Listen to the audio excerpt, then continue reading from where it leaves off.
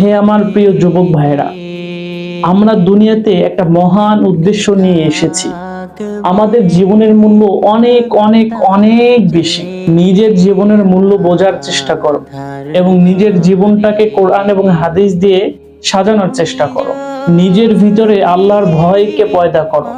নিজের ভিতরে রাসূল সাল্লাল্লাহু আলাইহি সাল্লামের মহব্বতকে তৈরি করার চেষ্টা করো।